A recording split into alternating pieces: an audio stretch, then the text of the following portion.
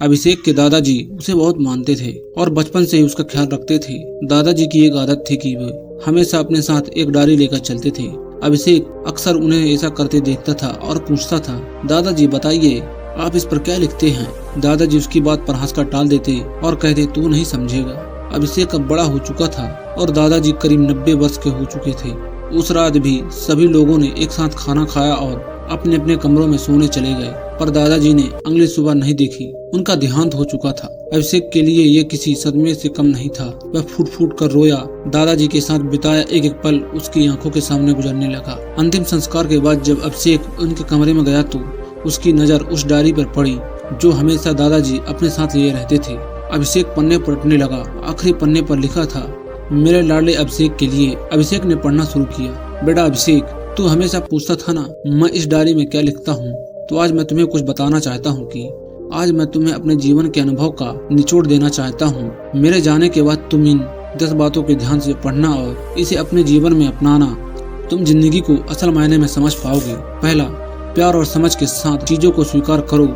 इससे मतलब नहीं है कि तुम कहाँ हो या क्या कर रहे हो। हमेशा यकीन रखा करो कि सुरंग के अंत में प्रकाश होगा। परिस्थितियों को कंट्रोल करने के लिए जो तुम कर सकते हो करो, लेकिन अंत में जो भी रिजल्ट आए उसे स्वीकार करो, क्योंकि वे तुम्हारे हाथ में नहीं होते हैं। जो भी हुआ है उसे ऐसा ही होना था। दूसरा, लाइफ बहुत सिंपल होते हुए भी दुखद हो सकती है। बहुत बार तुम्हें लगता है कि जिंदगी बहुत जटिल है, लेकिन ये हमेशा सिंपल हो सकती है। बस तुम्हें इतना ही करना है कि एक समय में एक ही काम करना है। तुम्हें एक साथ बहुत सारी चीजें नहीं करनी है। तुम जिंदगी में जो भी कुछ डालोगे वो तुम्हें इंटरेस्ट के साथ उसे लौटा देगी। खुशियाँ चीजों में नहीं होती, वो तुम्हारे भीतर होती है। तीसरा, औरों के लिए खुद को बदलो नहीं, सिर्फ इसलिए अपने आप को मत बदलो क्योंकि तुम जैसे हो उस रूप में लोग तुम्हें अपनाते नहीं। तुम यूनिक हो। अपनी यूनिकेशन से अपनी विशिष्टता को खो मत देना।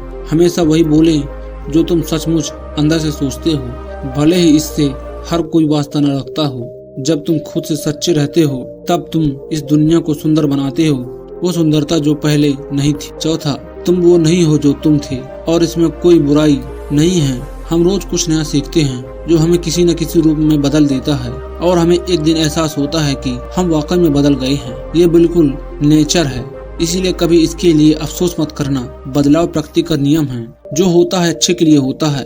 हमारे साथ जो भी कुछ होता है वो आज हमें चाहे जैसे लगे, पर बाद में पता चलता है कि वो हमारे भले के ही लिए था। छठवां, खुशी चुनो, पैसे नहीं। बहुत से लोग सोचते हैं कि पैसे उनके जीवन में खुशियाँ ला सकता है, लेकिन दौलत का पीछा करने का कोई मतलब नहीं है। हाँ, पैसा जरूरी है, लेकिन बस उसी के पीछे भागते रहना एक बहुत बड़ी गलती है।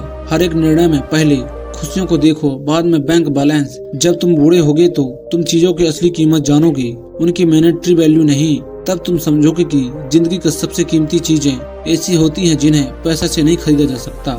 छठवां, निश्चय करो कि तुम पॉजिटिव रहोगे। जिंदगी के बारे में एक बहुत जरूरी चीज जो तुम्हें समझानी चाहिए वो ये है कि अगर तुम खुश नहीं हो तो ये तुम्हारी परिस्थितियों की वजह नहीं है, बल्कि तुम्हारे खुश न रहने के निर्णय है। हर बार जब जिंदगी तुम्हारे रास्ते में बाधा डाले तो एक बड़ी सी मुस्कान दो, उसकी मौजूदगी स्वीकार करो और हंसते हुए उसे प्यार करो। खुश रहने का निर्णय लो और चाहे जो हो जाए अपने निर्णय पर अड़िग रहो। यही खुशी रहने का रहस्य है। आठवां, जिन लोगों से तुम प्यार करते हो उन पर पूरा ध्यान दो।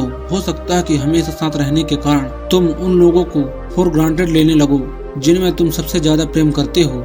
जब तुम अपने किसी करीबी से पूछो वो कैसा है तो बस ओके सुनकर आगे मत बढ़ जाओ। उसकी आंखों में देखो और उससे पूछो उसका दिन कैसा गया और वो कैसा फील कर रहा है।